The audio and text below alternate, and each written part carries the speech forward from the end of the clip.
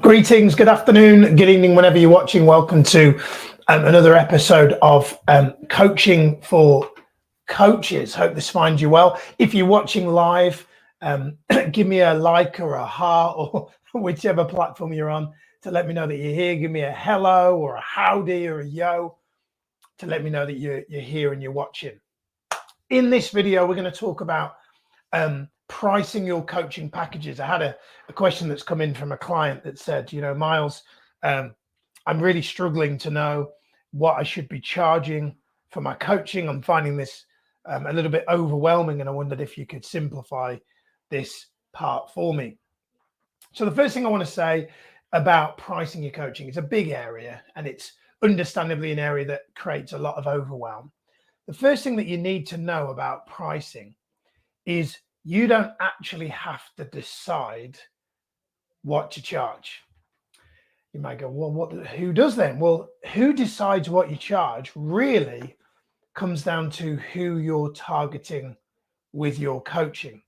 Let me put it another way. Let me put it in a way that is not related to coaching. Let's imagine that you're a travel operator and you're selling holidays, and you're aiming at families who are low-income households who want to go abroad, but money is a challenge for them. Your price point for your holidays should be really a direct reflection of the earning potential of that household. So you should, if you're a travel operator, do some research into, what is the average that household earns? Do the husband and wife both work?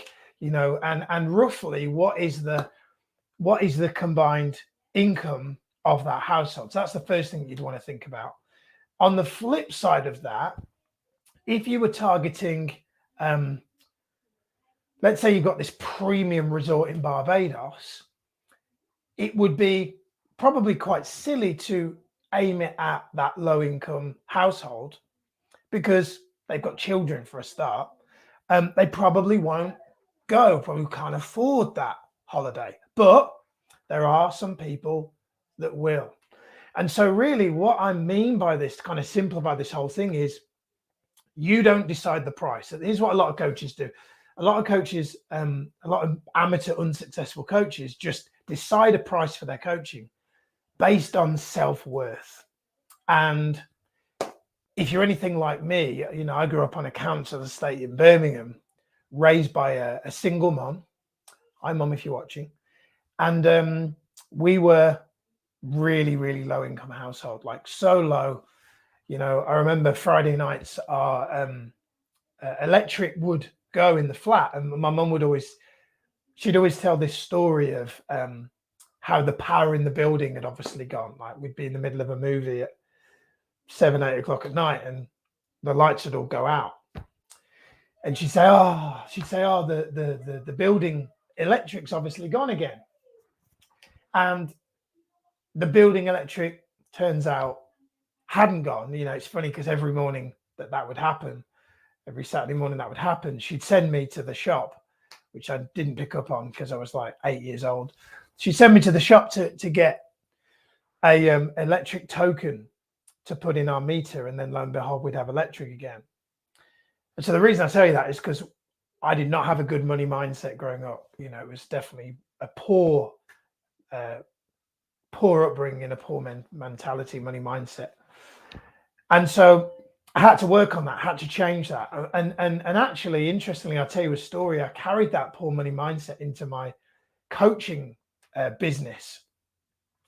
So my first proper coaching business, Miles More Members, which many of you may have heard of, can't take the credit for the name. Somebody else came up with that. But Miles More Members was and is me working with some of the biggest gyms and fitness centers in the world, coaching them on getting more sales, having more members, right? And I'll never forget one of my early clients saying, hey, we'd love to have you come and deliver a workshop on sales. And at the time, I hadn't actually done it before. See, I'd done selling in gyms, but I hadn't actually coached on that before at that point. And this particular gym owner, Declan, I remember, said, Miles, we'd love for you to come and deliver a workshop on selling. And I was like, don't know if I can. Never done it before. He said, yeah, I think you'd be really good. We'd love to pay you to get you to come and teach our team for the day. We'll pay you a good rate. I was like, great. And I literally didn't have a clue. Like, I didn't have a price, didn't have anything. He said, oh, how does £500 sound for the day? I was like, I think I probably was like, because for me at the time, I was used to having a job and I hadn't had a day rate before. I didn't know what day rate was. But all I knew is £500 for a day was like probably a quarter of my monthly wage at the time, right? So I was like, that's a lot of money. And I remember I went to deliver this workshop. Feedback was really good. And to cut a long story short, that was really the start of Miles More Members. So £500 then became my day rate. Nothing wrong with that. But here's the interesting part. I had an opportunity to sit down with a big national gym chain, who I'll keep nameless for this particular video, and they sat down with me about a project, and they asked, what will you charge for this particular project? I said, well, it's £500 a day for me. And then I think it sounded like it was a done deal, and the CEO was really enthusiastic. 3 days later, I got 3 days later, I'd been told I would get, that would get signed off by HR, and I hadn't had a follow. I hadn't had a correspondence, so I emailed them to say, what's happening, and they, I got an email back to say, Miles, we're really, really sorry. I thought somebody else had told you. We decided to go with someone else for the training, and I was gutted because it was, to me, £500 a day times by the amount of workshops I would have done. It was a lot of money back then for me. And I specifically asked them for feedback, like why did you go with someone else? Because I didn't know there was someone else on the cards. And the next thing just like floored me, and it shifted my whole mindset around money and what you should charge. They emailed back, and I can't remember the exact wording, but it was along the lines of, we've gone with someone else because they were considerably more. So we assumed we must be getting more with them than with you. They said, we assumed that their package, their program must be more extensive because theirs is a lot more. And they obviously didn't tell me how much it was, but they said a lot more, which made me think, a lot more? So it made me think, well, if I was a contender for this work and they've gone with someone else that's more, it made me think, well, because I had the thinking at that point that cheaper will mean more sales. But in actual fact, if you think outside of coaching for a second, it is universally accepted that if something costs more, there's often a perception that it must be good, isn't there? So like if you had two cars that look the same, one costs £40,000 and one costs £30,000, you'd assume there must be something in the £40,000 car that's different, like leather seats, heated seats, fancy sat nav, camera in the boot, something, right? They look the same, but there's 10 grand difference. Different wheel, better wheels. There's got to be something different, right? So you'd assume that the 40 grand car's better, and you'd be right. It probably is. Like no car company, to my mind, would sell a £40,000 car that's got the same as a 30,000. There would be something different and better. So in the real world, I'm calling coaching not the real world. Of course, it's the real world. But in the outside world, we would assume that things cost more, they are better. So what does that tell you? Well, going back to my story, I remember having a conversation with a mentor about this project not going ahead. And he said, yeah, you clearly priced it wrong.